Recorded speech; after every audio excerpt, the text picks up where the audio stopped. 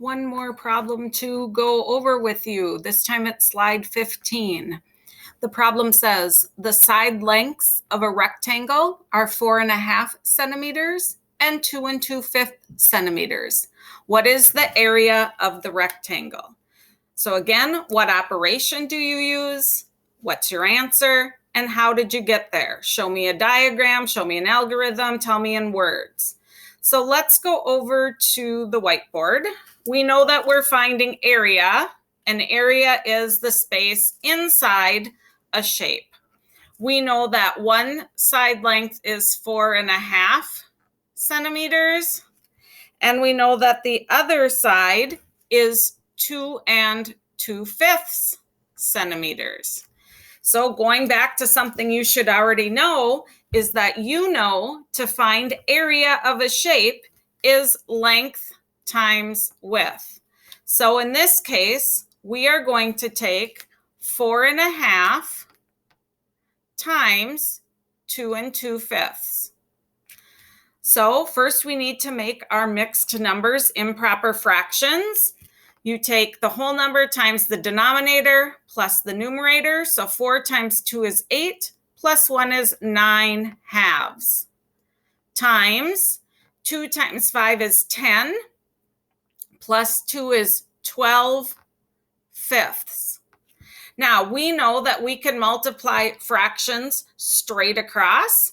And in this case, we'd get 108 over 10.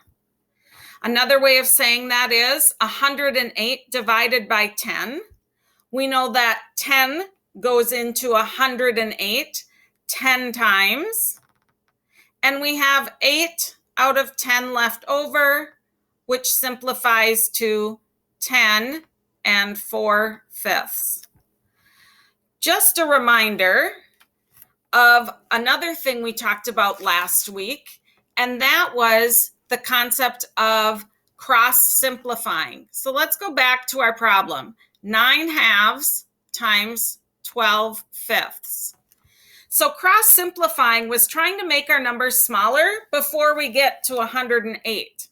And we can cross, meaning make an X. Is there anything that can go into both 2 and 12?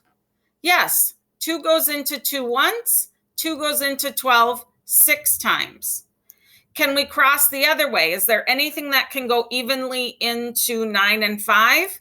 And no, there's not. We can multiply straight across. 9 times 6 is 54 over 5.